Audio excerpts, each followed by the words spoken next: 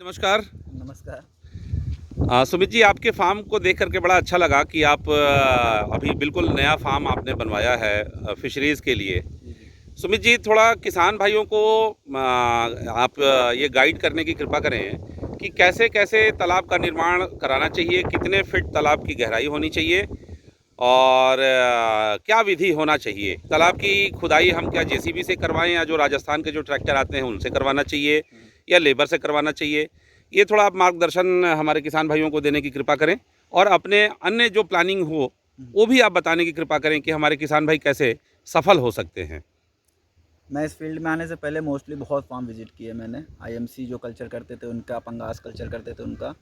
तो मैंने ये चीज़ देखा, अगर आप पंगास कर रहे हैं तो आपका 10,000 स्क्वायर फीट का पॉन्ड परफेक्ट है साइज़ कल्चर के लिए। और कल अगर आप आईएमसी कर रहे हैं तो आपको 2 एकड़, 1 एकड़ से मिनिमम पॉन्ड नीचे नहीं रखना चाहिए। नीचे नहीं रखना चाहिए, यानी कि जो आप अगर कार्प मछलियों की खेती करने जा रहे हैं, जी, तो बड़े तालाब होने चाहिए बड़े तालाब होने और चाहिए। आप पंगेसियस की हाई डेंसिटी कल्चर करने हाई जा रहे हैं। डेंसिटी कल्चर कर रहे हैं, जैसे आपकी कैटफिश मोस्टली हाई डेंसिटी होती हैं, जी, हाई डेंसिटी में।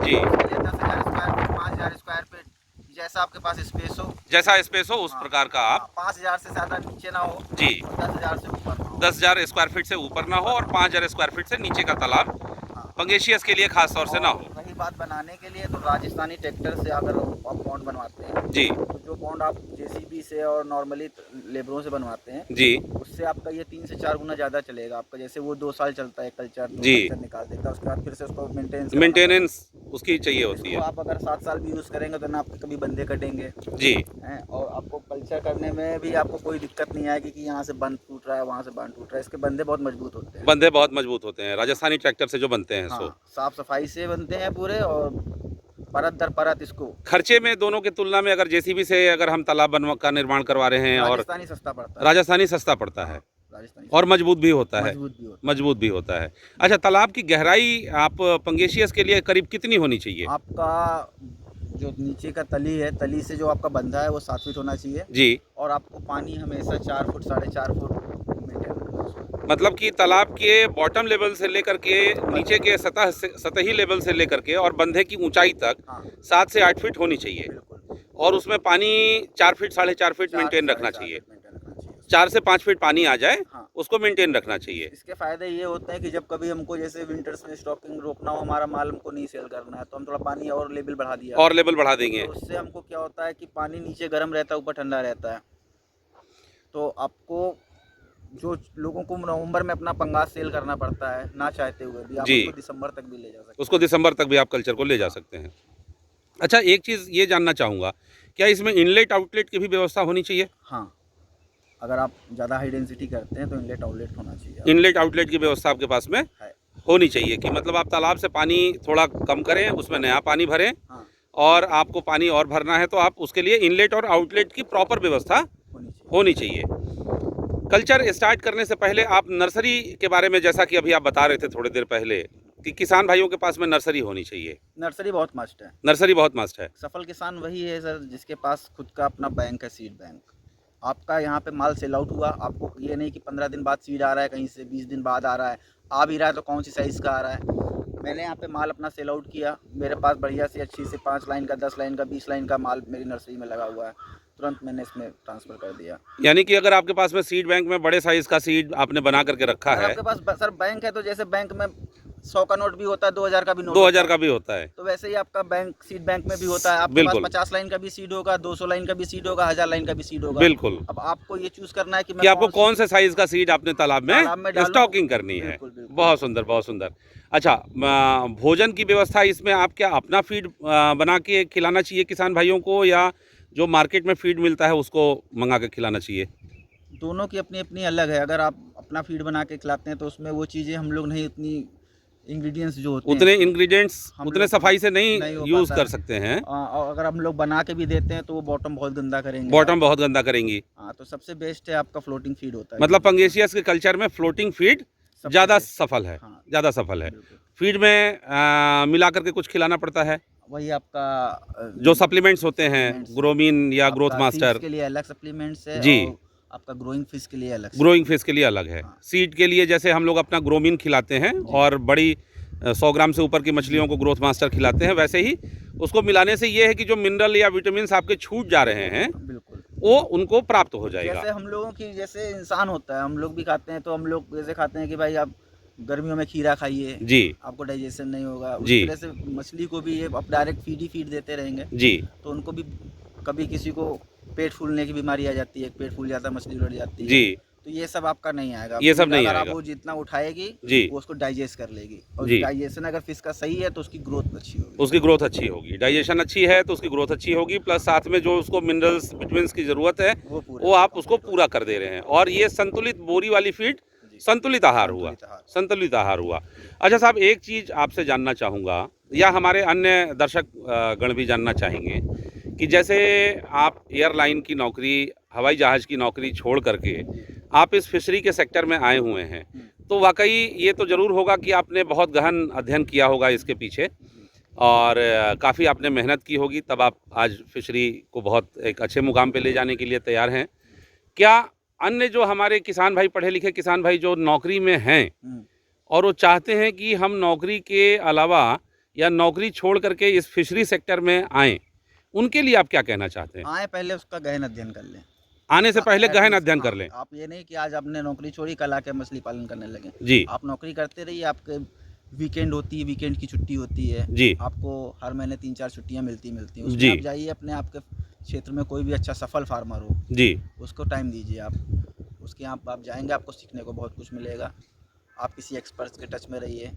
जब आप उसके साथ 6 महीने 1 साल का टाइम बिता लेंगे तब इस लाइन पे आएंगे, तो इस लाइन पे आप जब आएंगे तो आपको उतनी प्रॉब्लम्स नहीं आएंगे जितने एकदम एक फ्रेशर को आएंगे। आती है। यानी कि आने से पहले, करने से पहले जी जैसे कि हमारे बिहार में कहावत है कि बिच्छू पकड़ने से पहले बिच्छू का मंत्र जरूर जान जाइए, हाँ, सांप पकड़ने से पहले उसका जरूर मंत्र जान जाइए कि इसको हम कैसे हैंडल कर सकते हैं। कहने का मतलब कि उसी प्रकार से फिशरी में आने से पहले आपका गहन अध्ययन होना बहुत ज़रूरी है कि हम किस प्रकार से मत्स्य पालन का कार्य करेंगे, कैसे वाटर प्रिपरेशन करेंगे, कैसे हम तालाब की खुदाई करवाएंगे, कैसे वाटर, और किस स्थान पे तालाब की खुदाई करवानी चाहिए, वो मिट्टी उपयुक्त है कि नहीं है। जिस मिट्टी में आपका धान होता हो जी, उस मिट्टी को आप आंख बंद करके यूज कर सकते हैं, उस खेत को मछली पालन के लिए। जिस मिट्टी में धान की फसल होती है उस ज़मीन को, उस जगह को आप फिशरी के लिए यूज़ कर सकते हैं। ये एक बहुत बढ़िया बात आपसे जानने को मिली हमें कि जिस मिट्टी में धान की फसल करते हैं वहाँ पे आप फिशरी के लिए वो स्थान उपयुक्त होता है। अच्छा, आपका बहुत बहुत धन्यवाद। हम लोग आपका फार्म देखना चाहेंगे और आप चले हमारे किसान भाइयों को अपना फार्म दिखाएं।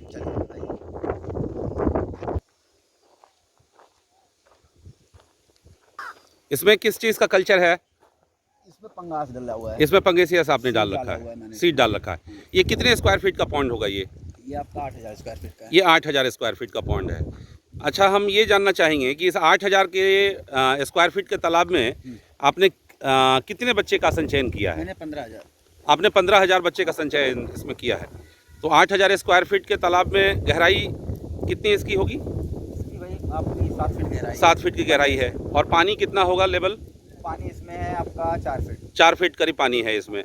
तो 4 फीट की गहराई में 8000 स्क्वायर फीट के तालाब में 15,000 बच्चों का संचयन किया है। मैं बच्चे और भी डाल सकता था, लेकिन अभी अवेलेबिलिटी नहीं है पंगास की मार्केट में। जी, अभी अगर बच्चा मिल भी रहा है तो बहुत हाई रेट पे मिल रहा है जी। मैं नेक्स्ट मंथ का। तो इसमें क्या अभी इससे बच्चे आप कुछ निकालेंगे भी अन्य तालाबों में डालने के लिए, या इसको आप कल्चर के लिए आप रखेंगे? अभी मैंने ये जो 2 नए पाउंड बनवाए हैं, एक इस तरफ पे और एक उधर पे। जी तो यही बच्चे जो अब इसमें पानी में मेंटेन कर लूँगा आपका। जी। वैसे 8000 के स्क्वायर फीट के तालाब में कितने बच्चे का मतलब अगर कल्चर के लिए हम रखें?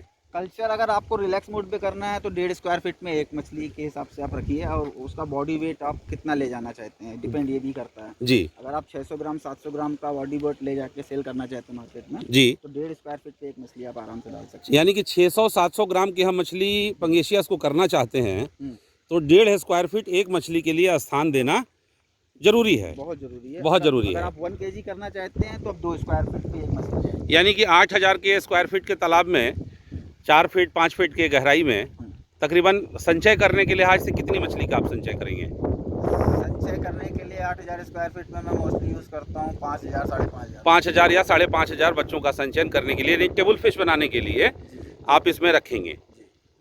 बहुत बढ़िया। टोटल कितने तालाब आपने बनाए इधर में? अभी मेरे टोटल ग्रोइंग पॉन्ड है 4, जी और मेरे पास सीमेंटेड मैंने अभी बनवाया है रिसेंटली, ये आपके जी देख रहे होंगे सामने। जी ये 25 बाई 25 के सीमेंट के 8 टैंक हैं, जी। और 2 नर्सरी मेरे पास हैं अर्दन।